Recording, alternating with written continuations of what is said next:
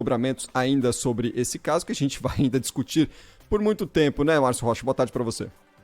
Boa tarde, Cris. Boa tarde a todos que nos acompanham aí em São Paulo. E a expectativa é exatamente essa, né? Que esse caso se arraste aí por vários dias, né? Por muito tempo, exatamente depois que a gente descobriu, né? Confirmou aqui que os ministros do Supremo não devem comentar mais publicamente o caso do deputado federal Daniel Silveira, e lembrando que ele recebeu uma graça constitucional concedida pelo presidente Jair Bolsonaro. Essa avaliação interna entre os ministros é que a resposta para essa questão deve ser feita nos autos do processo, que o parlamentar responde no Supremo, lembrando que ele foi condenado a 8 anos e 9 meses de prisão, mas ainda cabe alguns recursos aí na decisão, já que o caso ainda não transitou em julgado.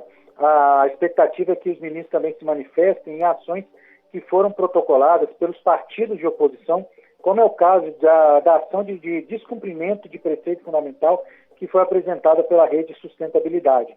A ministra Rosa Weber é a relatora dessa ação, mas lembrando que ainda não tem um prazo, né, para apresentar uma decisão, então a expectativa é que esse caso se enrole aí por vários dias, né, talvez até meses.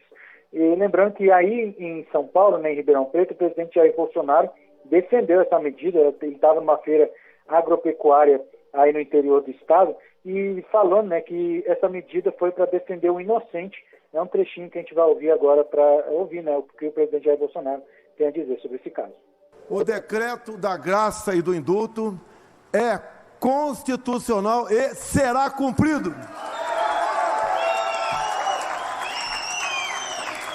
No passado soltavam bandidos, ninguém falava nela.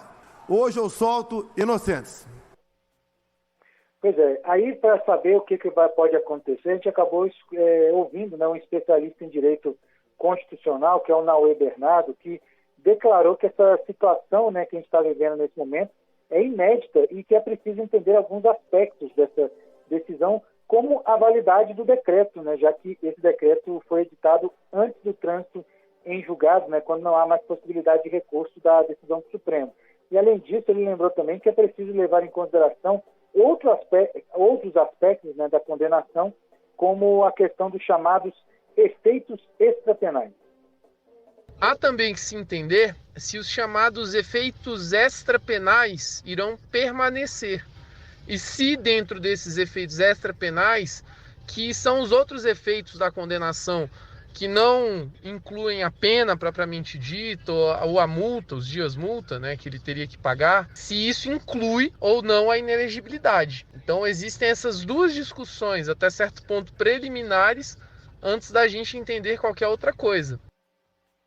Pois é, lembrando também que entidades civis acompanham o caso e também esperam uma posição do Supremo, como é o caso da Ordem dos Advogados do Brasil, que já tinha lançado uma nota na semana passada confirmando que acompanha atenta e com preocupação essa graça concedida por Bolsonaro e que a Comissão Nacional de Estudos Constitucionais da entidade já analisa esse decreto do presidente.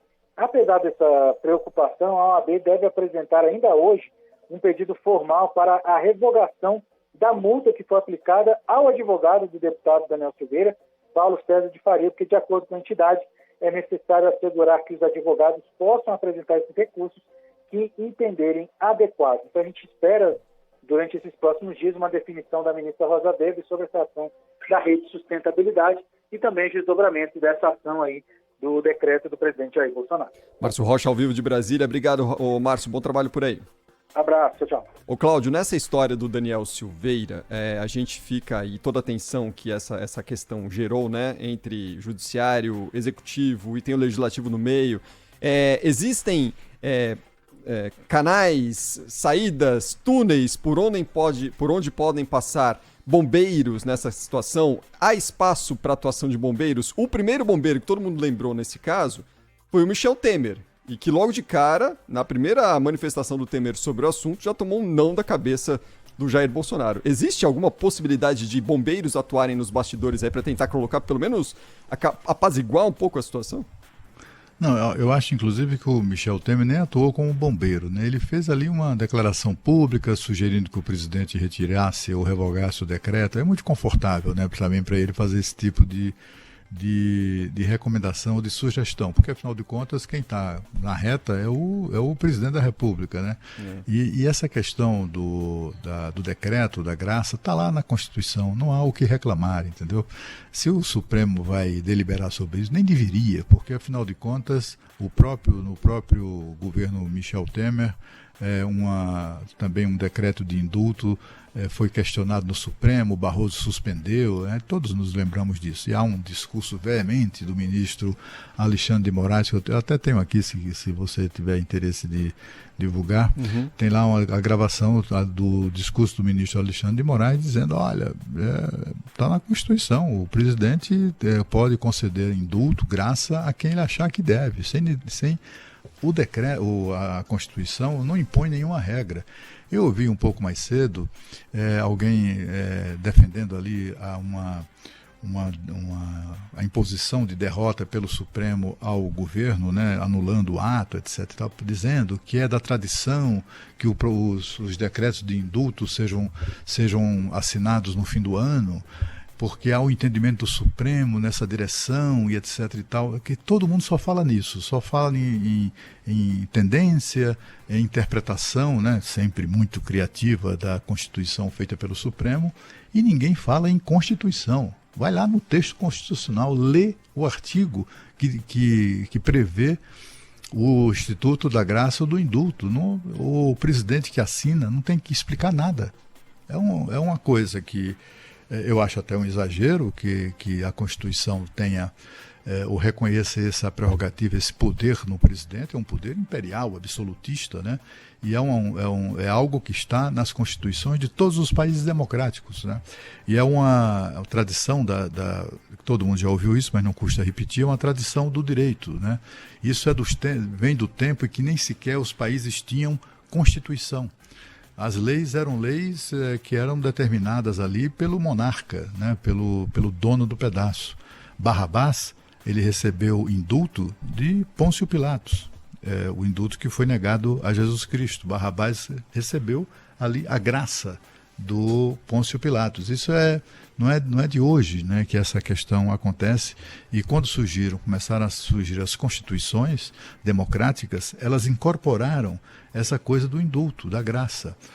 Nos Estados Unidos, no ano passado, foram concedidos mais de 190 graças ou indultos a pessoas de várias motivações, e lá como cá, a lei não impõe, não exige nenhuma explicação, não impõe limites. Isso tem que ser feito depois do trânsito em julgado. Quem é que disse isso?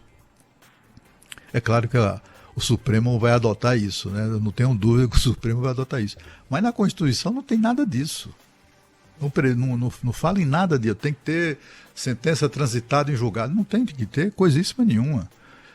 Está lá, infelizmente, é algo que, se o Supremo Tribunal Federal quiser ser fiel às suas próprias decisões, como essa recente de 2017, governo Temer, em que o indulto do Temer foi referendado pelo Supremo Tribunal Federal, derrotando o ministro Barroso, e um dos vitoriosos foi exatamente, um dos votos vitoriosos foi do ministro Alexandre de Moraes. Se o Supremo quiser ser fiel às suas próprias decisões, não vai nem levar isso em conta.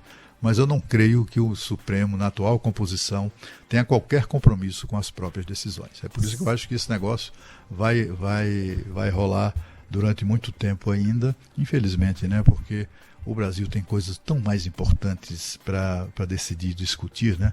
E ficar discutindo sobre isso, envolvendo, sobretudo, um deputado da qualidade desse Daniel... Como é que é, Silveira? Daniel Silveira. É verdade, Cláudio. Imaginar que a gente está no dia 25 de abril, nada saiu do Congresso até agora no ano, né? É uma maluquice, a gente está reverberando, correndo, o cachorro correndo atrás do rabo nessa história.